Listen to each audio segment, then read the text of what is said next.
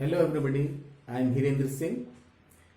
I welcome you all to this session of Raghuvansh English Learning and Improvement Classes. Hindi से English में conversation के लिए हिंदी के कुछ ऐसे टर्म्स और फ्रेजेस हमारे सामने आते हैं जिनको हम डेली अपने प्रैक्टिकल एक्टिविटीज़ में, प्रैक्टिकल शेड्यूल में हम यूज़ करते हैं. तो आज ऐसे कुछ हिंदी के कुछ फ्रेजेस हैं जिनका हम इंग्लिश में ट्रांसलेट करके और उनको यूज़ करेंगे. फ्रेमिंग सेंटेंसेस करेंगे, उसका सेंटेंसेस बनाएंगे. पहला सेंटेंस है बद से बदतर होना. इसको इंग्लिश में कहा जाता है to be from bad to worse. Bad to worse. Bad means बुरा और वर्स माने उससे भी बुरा. इसका हम एक सेंटेंस बनाएंगे. अगर हम ये कहें कि जैसे उसका स्वास्थ्य दिन प्रतिदिन गिरता जा रहा है, उसका स्वास्थ्य दिन प्रतिदिन खराब से खराब होता जा रहा है, हम कहेंगे his health is getting down from bad to worse. His health, इसको हम लिख भी लेंगे, his health is going from bad to worse. दूसरा एक सेंटेंस और हम जैसे बना सकते हैं कि आजकल कानून व्यवस्था की स्थिति बद से बदतर होती जा रही है. Now it is law and order situation is getting from bad to worse. In the same way second is मानो कि, एज इफ. एज इफ अगर हम इसको सेंटेंस बनाएं और ये हम ये कहें कि there are clouds in the sky as if it will rain. There are clouds in the sky as if it will rain. You can also frame another sentence, just as he behaves in such a way as if he were a king. He behaves in such a manner as if he were the boss. जैसे कि वो कोई boss हो. as if माने मानो कि, as if हम इसको कह सकते हैं as if शॉर्ट में कह रहे हैं he were, वो होगा बॉस, ए बॉस. सेकेंड है किसी भी कीमत पर. at any rate. at any rate अगर कहा जाए कि ये काम आपको किसी भी कीमत पर आज ही समाप्त करना है. You have to finish this work at any rate today. You have to finish this work at any rate. At any rate किसी भी कीमत पर टुडे. इसी से मिलता जुलता एक दूसरा सेंटेंस है, हर हालत में. एक दूसरा टर्म है हर हालत में, एट ऑल कास्ट कहते हैं. At all cost. Cost means कीमत, ऑल मीन्स पूरे, सभी, सारे कीमत पर. It means that this must be done at all cost. This work must be done today, आज ही, at all cost. और भी सेंटेंसेस इसमें हम बना सकते हैं कि जैसे people get their work done at all cost by hook or by crook. किसी भी कीमत पर अच्छे या बुरे तरीकों से लोग अपने काम को पूरा करवाने की कोशिश करते हैं. धीरे धीरे, क्रमशः. इसके लिए शब्द है धीरे धीरे को बाय एंड बाय कहते हैं. By and by. अथवा कहा जाए ग्रेजुअली. ग्रेजुअली, धीरे धीरे.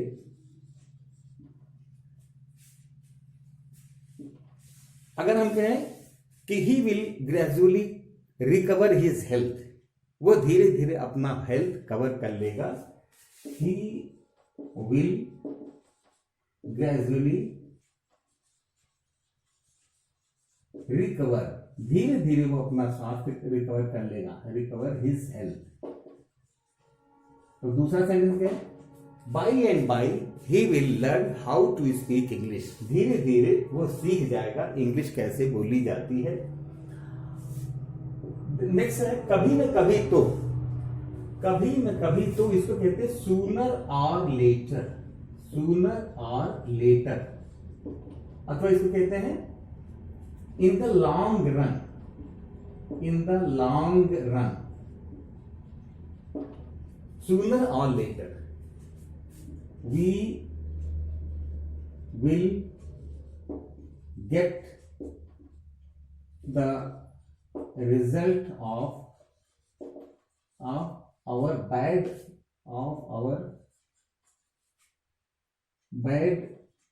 results, bad deeds, अपने बुरे कामों का हमें कभी न कभी फल तो मिलेगा ही। Bad deeds of our bad deeds, sooner और लेटर, जिसको हम कहेंगे कि जल्दी या देर से, सूनर और later, in the long run we will get the result of our bad deeds, हमें अपने कार्यों का, बुरे कार्यों का रिजल्ट प्राप्त हो जाएगा। नेक्स्ट, बहरहाल इन दिनों कहां थे।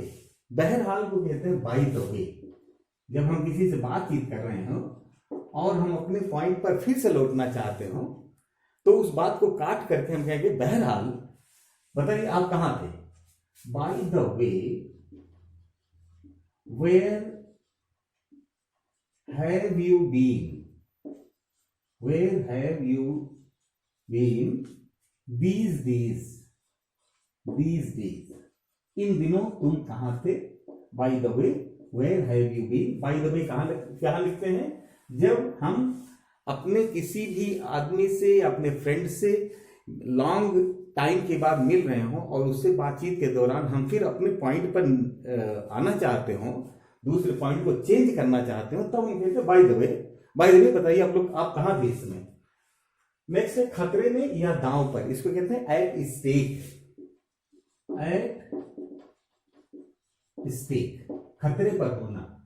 जैसे our freedom is at stake, हमारी स्वतंत्रता, our freedom is at stake because of divisive elements,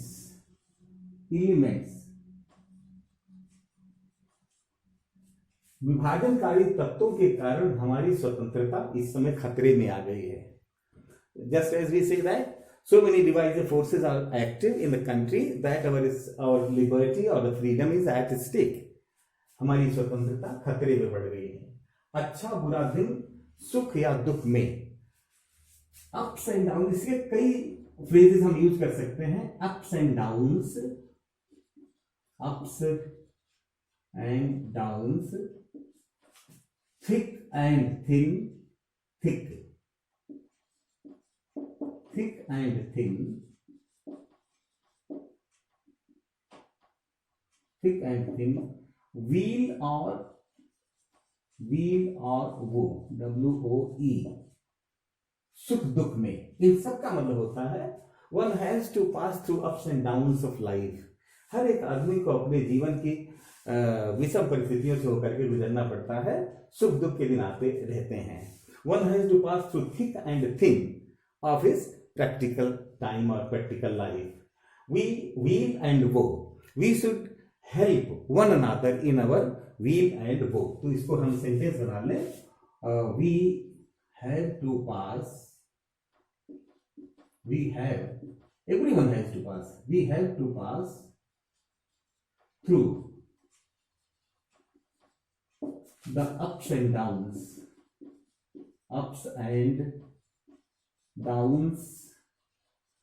life, जीवन के अच्छे और बुरे दिनों से होकर के गुजरना पड़ता है।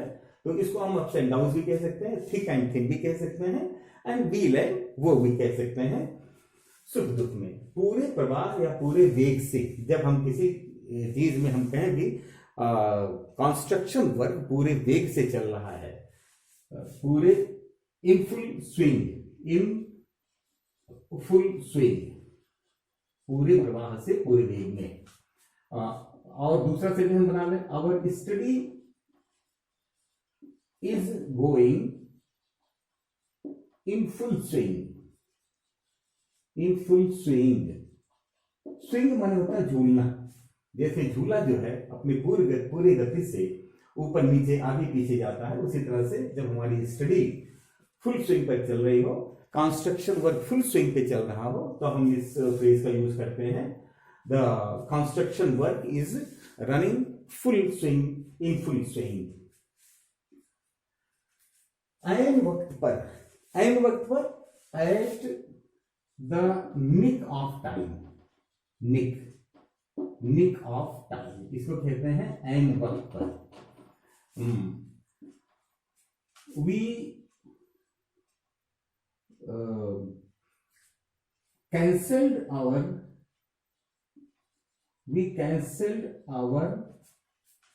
trip to Delhi. We cancelled our trip to Delhi at the nick of time, at the nick of time, due to our grandmother's illness, grandmother's illness, दादी माँ की बीमारी के कारण हमें अंतिम क्षण में, इसको कहते हैं ऐन वक्त पर या अंतिम क्षण में, एट द 11th आवर भी कह सकते हैं, वी कैंसल्ड, हमने कैंसिल कर दिया दिल्ली जाने की ट्रिप को।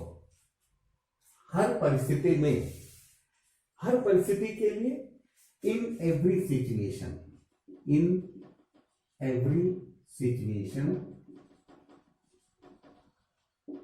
या इसको इन थिक एंड थिन भी कह सकते हैं, जो अभी हमें आया था सुख और दुख में, इन थिक एंड थिन। क्या मतलब? We should always remain same in thick and thin to not to show nervousness. हमें अपने नर्वसनेस को ना दिखाने के लिए हमें एक समान रहना चाहिए। इसको हम यूज करेंगे, we should remain the same, एक समान, the same in our thick and thin, thick and thin. सोच समझकर बोलना, to look before a leap, to look before leap, to look, कहने का मतलब टू लुक बिफोर लीप, कूदने के पहले, जंप लगाने के पहले हमें सामने देख लेना चाहिए, लुक देख लेना चाहिए, बिफोर माने पहले, लीप माने कूदने के, जिससे कि खतरे का पता चल जाए। इसका मतलब कि हमें बोलने से पहले ही समझ करके बोल लेना चाहिए कि that is useful, that is not giving trouble to others, कि कहीं मेरी बात दूसरे को ट्रबल तो नहीं दे रही है। तो यहां हम कहेंगे कि we should speak,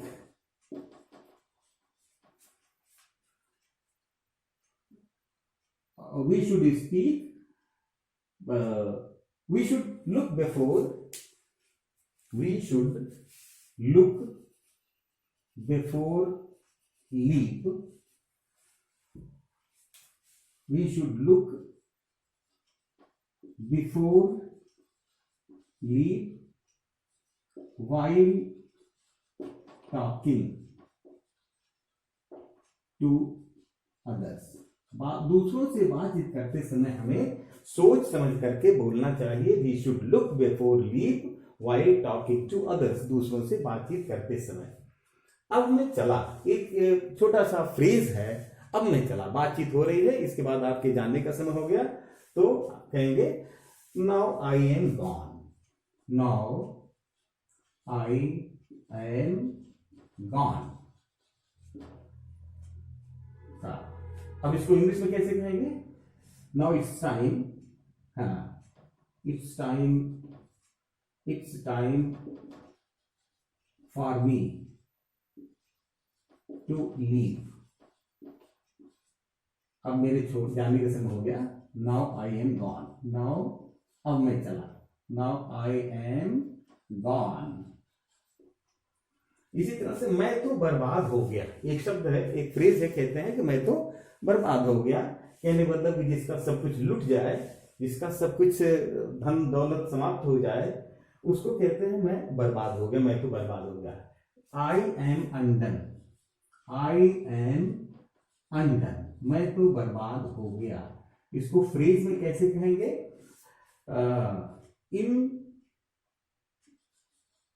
in the flood,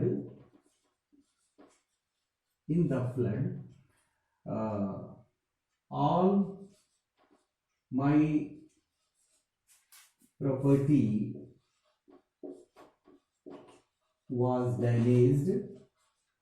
flood में मेरी सारी प्रॉपर्टी डैमेज हो गई, damage. Now I M undone. Now I M undone, अब मैं बर्बाद हो गया। और इसको मार्क ऑफ एक्सक्लेमेशन के द्वारा, अर्थात विस्मय सूचक चिन्ह के द्वारा उस भाव को प्रकट किया जाता है। जाने तो कोई बात नहीं, जैसे हम कोई बातचीत कर रहे हों और कोई ट्रॉमेटिक सिचुएशन आ गई या कोई अनप्लेजेंट सिचुएशन आ जाती है, तो पहले वाली बात को छोड़ने के लिए, उसको भूलने के लिए हम कहते हैं नाउ जाने दो, let it be gone. Let it be gone, जाने दो, कोई बात नहीं। It doesn't matter, it doesn't matter,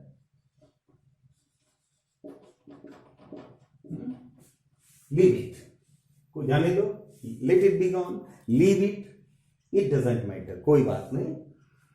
आड़े हाथों लेना, इसके लिए कहते हैं take to task. Take to task अर्थात डांटना, फटकारना, इसको डांटना भी कहते हैं, डांटना या फटकारना। जैसे हमने कहा the boss of the company took his subordinate to task for the boss took his subordinate, अपने अधीनस्थ के ऊपर उसने डांट लगाई। took to, boss took to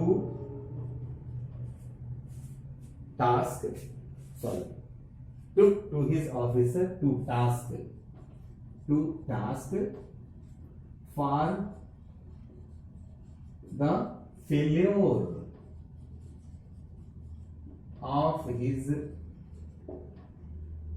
policy। अपनी पॉलिसी के फेल होने की स्थिति में अधिकारी ने अपने सबऑर्डिनेट्स को के ऊपर डांट लगाई। नेक्स्ट फ्रेज है इसकी टोपी उसके सिर। हम हिंदी में इस फ्रेज का कब यूज करते हैं? जब हम देखते हैं कि किसी आदमी का कोई रेगुलर बिजनेस नहीं है, कोई रेगुलर सोर्स ऑफ इनकम नहीं है, and in that condition he takes money from somewhere, borrows money from somewhere and pays his debts to others, और दूसरों को अपना ऋण, अपना जो डेट कर्ज है वो अदा कर देता है। इस तरह से यहां से पैसा उठाया, वहां दिया, वहां से लिया, वहां दिया। इस कंडीशन को हम कहते हैं इसकी टोपी उसके सिर। तो अर्थात किसी को चीट करके पैसा उठाना और देना, इसको कहते हैं इंग्लिश में टू रॉब पीटर, टू पे पॉल। क्या मतलब हुआ? रॉब मीन्स लूटना, पीटर को लूट करके और पॉल को पैसा देना। इसका मतलब हम कहेंगे he has no regular work, he gets his work done, वो अपना काम करवा लेता है। He gets his work done by robbing Peter and paying to Paul. वो उसका कोई रेगुलर बिजनेस नहीं, काम नहीं है, वो अपना काम करवाता है पीटर को लूट करके और पॉल को पैसा देता है। कहने मतलब कि वो इसकी टोपी उसके सिर के माध्यम से वो अपना पेमेंट अदा करता है। के बाबत में इन रेस्पेक्ट कहते हैं, इन रेस्पेक्ट या इन रिगार्ड, इन रिगार्ड इसको हम कहेंगे the residents of the colony wanted to meet the mayor in regard of the cleanliness, in regard of the insanitary condition. The residents of the colony went to meet the mayor in regard या in respect, in regard with